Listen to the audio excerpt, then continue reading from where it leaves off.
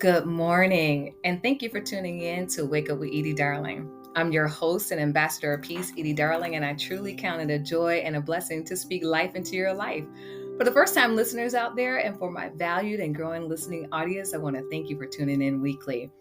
Now, before I get into today's inspiring story, I would like to personally thank my husband, Chris Guay, for constantly encouraging me to walk out my God-given purpose.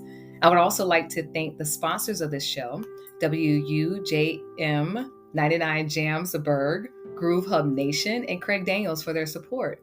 And to you, my listening audience, my desire is to awaken you to the awareness and knowledge that we are not alone. We are family. Regardless of our race, our ethnic background, our cultural differences, our religious beliefs, our political affiliations, our sexual orientation, whether we are rich or poor, we are one body. What happens to one impacts the lives of all. This show builds bridges of compassion for God's diverse people through faith, hope, and love. It encourages you on your journey to do more and be more in God. It will inspire you and motivate you to think outside of tradition and prepare you for your greatest potential on becoming a well-rounded individual in mind, body, and soul by focusing on the here and now, the new day that you have been blessed to see, for the time is now to awaken your dormant gifts. This show also actively seeks to bridge the gap between community and law enforcement relations by bringing the community, leaders, citizens, and law enforcement together at a round table of peace to address any issue that negatively impacts our communities, impede the safety of all, inhibit investigation, hamper police relations, and tear at the very fiber of our human condition and jeopardizes humanity. Now, on today's episode, we will be having a conversation with the one and only Pinellas County Commissioner, Charlie Justice. Charlie was born and raised in St. Petersburg, my hometown, and graduated from the Pinellas County public schools. He went on to earn his degree from St. Petersburg College and the University of South Florida. In 2000, he was elected to the House of Representatives. In 2006, he won a seat in the Florida Senate, coinciding with his time as a legislator. Charlie had a career at the University of South Florida, St. Petersburg, creating the Office of Leadership Development and Programming, where he worked connecting students to leaders and leadership opportunities in the Bay Area. During his 10 years of legislative services, Justice was recognized as a champion of education, defender of personal privacy, advocate for seniors and military veterans, and a staunch protector of Florida's natural resources. In 2012, Charlie was elected to a countywide commissioner seat and subsequently re-elected in 2016 and 2020. During his commission service, Charlie was elected by his peers to serve as a chairman in both 2016 and 2022. His service also includes time as a chair of the Tourist Development Council, chair of the Pinellas County Pinellas Economic Council, chair of the Tampa Bay Estuary Program, chair of the Historic Preservation Board, and time on the boards of the Area Agency on Aging of Pasco and Pinellas, the Pinellas Suncoast Transit Authority, and the Board of Trustees for the Pinellas Law Library. Charlie is married to Kathleen, and they reside in St. Petersburg with their 2 children. Good morning, Charlie. Thank you so much for coming on to Wake Up with Edie, darling, and for introducing yourself to our listening audience. Thank you so much. I appreciate the invitation. Great to be with you. Thank you. So let's start in the beginning. What led you to run for county commissioner? Well, it goes all the way back. Growing up, I'm in the 5th of 5, youngest of 5 children. So we had hearty conversations at the dinner table growing up. And what was going on in our community was always part of that conversation. Not necessarily political, Democrat, Republican, but what was happening in the community. My parents were big proponents of public service. They were both active in civic clubs and in neighborhood associations, all those kind of things. So I grew up seeing that, and all my siblings are active in one way or another. I just found my way into politics, and I was a legislative aide for a state representative in St. Pete. I ran for the House, as you mentioned, and spent 10 years in Tallahassee. But I was kind of being pulled 2 ways. One, I had a young family, and I was spending a lot of time in Tallahassee away from my children. And 2, I saw things happening locally in our county that I wasn't really happy about. Yeah. And so in 2012, the opportunity to run for that county commission seat came, and we talked about unifying the commission, talked about building consensus, moving forward, not letting the partisan stuff tear us apart. And so I was pleased to be elected in 12 and just having an incredible time serving on the commission. I call it the best job I never knew I wanted, and really enjoying what we're able to do, what we're able to accomplish, and also, of course, being home with my family full time is really the plus of it. And that is important. I love the fact that you said not allowing the partisan things to get in the way, because we know that our nation and our communities have been divided by those things. So I have a fond appreciation of that passion of yours to not allow partisan.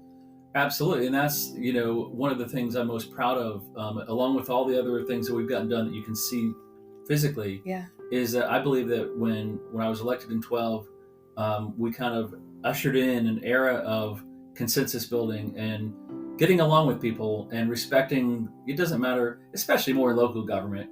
We're paving roads, we're filling potholes, we're trying to provide the infrastructure. We don't get bogged down in a lot of the stuff that Washington or Tallahassee gets bogged down in. Right.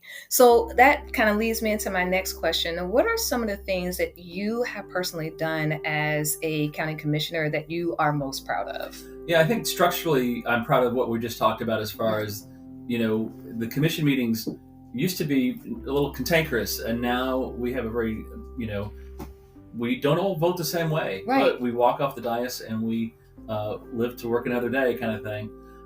But as far as actual things, very specific things, if you're familiar with Pinellas County, if you're familiar with the Lellman community, it was one of the really underserved areas. Yeah. We had studies done years ago that showed the 5 areas of poverty in Pinellas. And if you lived here, anecdotally, yes. you know which those 5 areas are. Yes.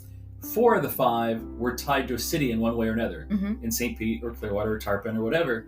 Lellman was unincorporated. It belonged to the county, and some stuff had happened. I don't want to say nothing had ever happened before, but it was really, it needed a focus. And so we made it a priority.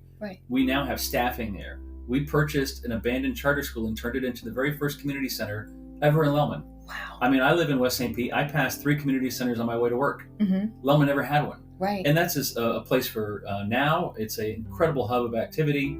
The Y provides infant child care there. We have a partnership with PAL. There is a basketball court as part of the school there. We have a special needs school that rents part of it there. And it's attached to Raymond Neary Park.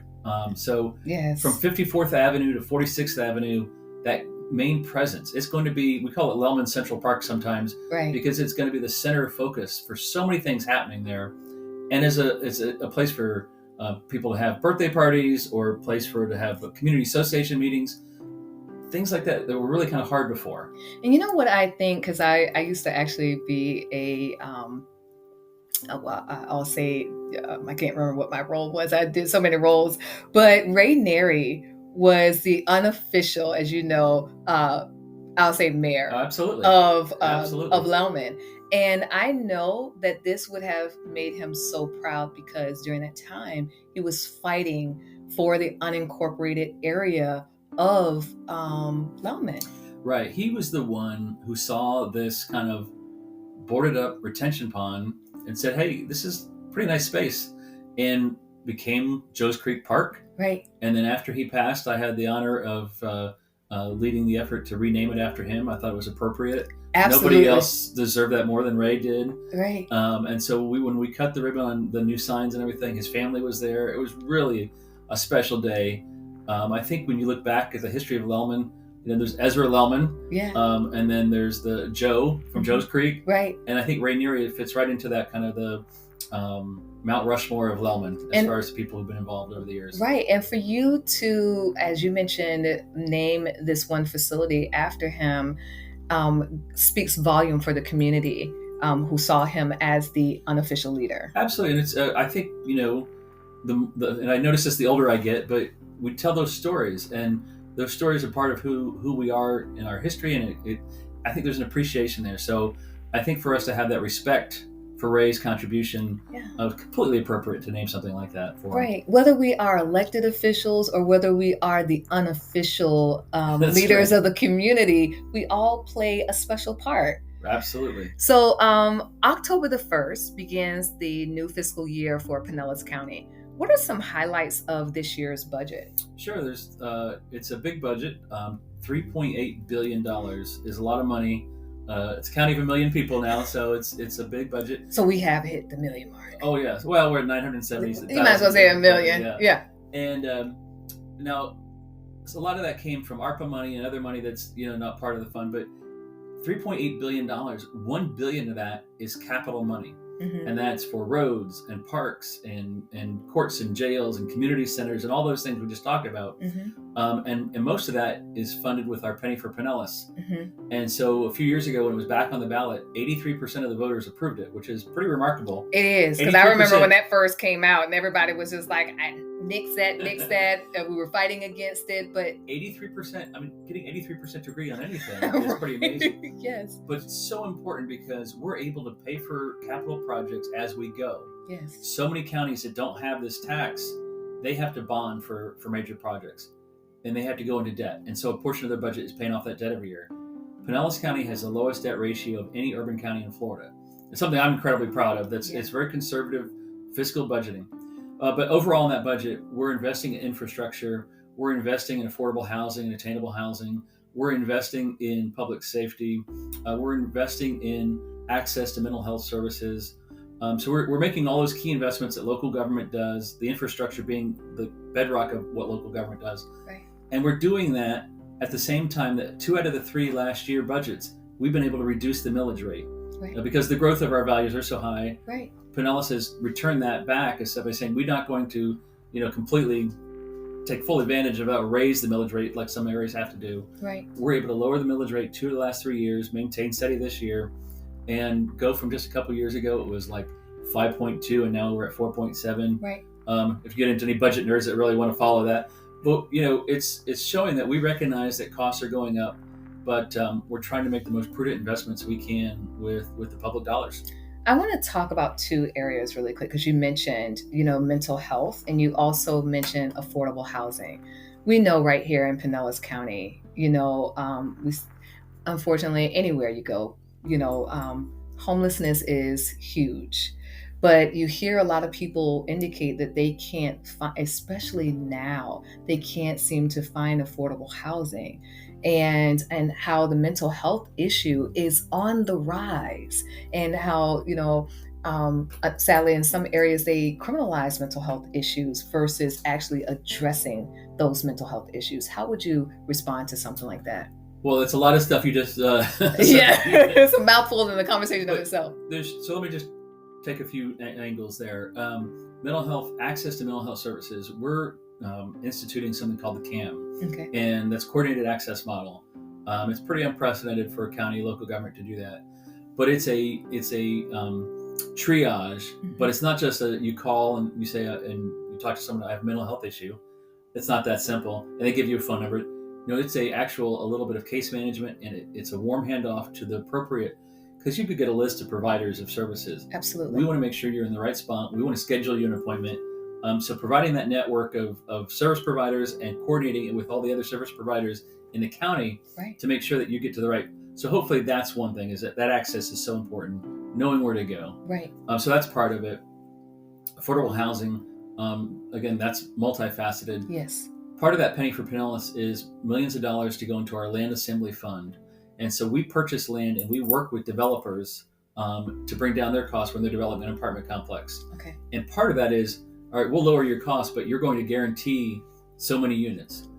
We don't typically, our goal is not to do it at all. We don't want to build these giant housing projects where, it's all 30% of the area median. That's not the goal. So if a private developer is going to build 100 units, we'll buy 20 of them. Right. And so that, so that person living in apartment A doesn't know the person in apartment B what their income levels exactly are. And so we don't want to stigmatize that. And so to have those opportunities in every neighborhood in Pinellas County, not just that neighborhood. And so being able to provide that partnership with developers in order to provide attainable housing is part of what we're doing.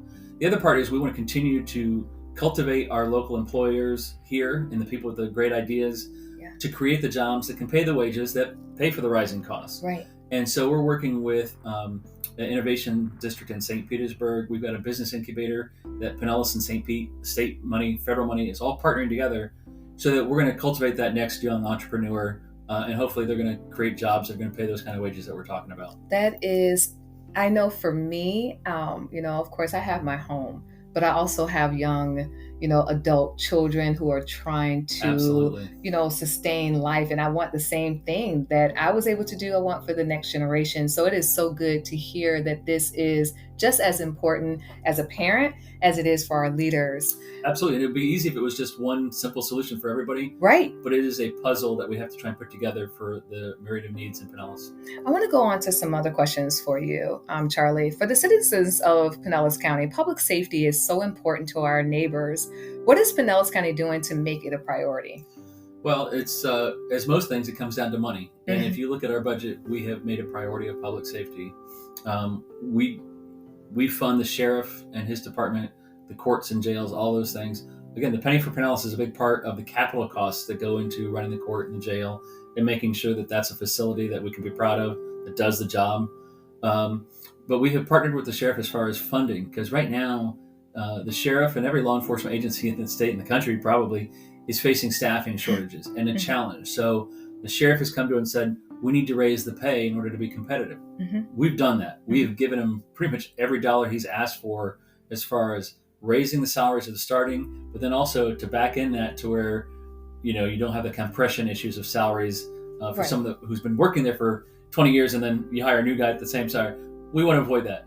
To do that, it costs millions of dollars when you're talking about an agency the size of the sheriff's department. That's really the main way that we can do that, is to where we recruit, retain, and reward the best and brightest law enforcement officers that we can get in the Pinellas Sheriff's Office, but also to give them the tools of the trade that they need to do that. The other side of it is community services that we're talking about, like what we're doing in Lellman, is so that hopefully we get young folks on the right track. Absolutely. So that they never have to interact with the sheriff's deputy in their life. And be our next future leaders. Absolutely. Okay, let's talk about beach nourishment for a moment. How is the county handling that? There's a lot of talk about that right now. Obviously, after the storm, the beach got eroded. We put $25 million immediately into emergency dune replacement, and that's happening as we speak right today. Right. We can fund beach nourishment out of what's called the bed tax. That's the hotel tax that tourists pay. That goes into a fund. 0.5% of our beach tax out of the 6 pennies, 1/2 cent goes into a beach fund every year, and we build that up and then we pay it off. Over the course of history, we've partnered with the state of Florida and with the federal government through the Army Corps of Engineers on that funding formula.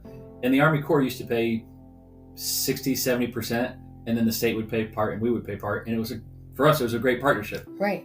The Army Corps has instituted some new rules this year, or I should say a new interpretation of the current rules, because the rules haven't changed, how the reading them has changed. Absolutely. And that has thrown a wrench into our whole process. And if you want to, we can get into the details about easements and all that kind of stuff. But the bottom line is that right now they're refusing to fund it at the current how they have. We have the ability to fully fund it ourselves, but that becomes problematic down the road. Right. We can do that under normal conditions. But if we got an Adalia this year, and then we got an Adalia next year, and we got an Adalia the year after that, right, which wasn't a direct hit, right, we have a hard time seeing how that matches up with our long-term funding process. Right. So we have incredible folks working on it. We're working to continue with the Army Corps as far as to get a redress, right, or can you look at the rules differently? We're tackling it at every angle you can tackle it. But in the meantime, we have emergency crews working on the beaches as we speak. You know what I appreciate is the fact that you all haven't necessarily closed communication with it. Okay, yes, I can see that we looked at how it looked like before. We're trying to interpret it, but still having those open dialogues of conversation, not pointing fingers, so to speak, but still coming to the round table of peace, so to speak. Absolutely. So currently there's a proposal on the table for the Tampa Bay Rays Stadium. Can you talk about that a little bit? Absolutely. There is a term sheet now that people can see. It's online. Everyone can take a look at it. We're starting. There's some empty spots there where some of the dollar numbers are. We're starting to fill those in. But basically, the city of St. Pete, Pinellas County, and the Tampa Bay Rays have a tentative deal to build a new stadium. A lot of details and T's to cross, I's to dot before we get to the final. But it's basically the team is going to pay at least $700 million. The city and county would come up with $600 million. And that's split pretty evenly between the city and the county. Right. The city's got a myriad of funding sources that they're planning on using. The mayor's working on that. The county, again, every dime that we would put in would come from the bed tax. And that's, again, 6 cents that's charged when you stay at a hotel in Pinellas County, anywhere in the state. And the state of Florida statutes has very specific limitations on what you can do with that. Mm-hmm. We can use that money to market our destination. Mm-hmm. We can use that money for beach nourishment. And we can use that money for certain capital projects like performing arts arenas, aquariums, and baseball stadiums. All right. So I have this one last question for you, if you don't mind. What's the term of a county commissioner? County commissioners have 4-year terms. And in Pinellas, we stagger between the even and odd number districts. Mm-hmm. And so everyone's on a 4-year term. And in fact, my term is coming up in 2024. And I look forward to being on the ballot again and hope that the voters of Pinellas give me another 4 years to continue serving. Well, I want to thank you so much, Charlie, for coming on to Wake Up with Edie, darling, and for talking to our listening audience. If you have a unique story of how you or your community turned a negative situation around through faith, hope, and love, I would like to hear from you. Email me at awakenyourdormantgifts@gmail.com. Please don't forget to follow me on social media. Also, if you feel your community, business, organization, or government entity are stuck and can't seem to move forward for the sake of all, you desire a peaceful resolution, I am here for you.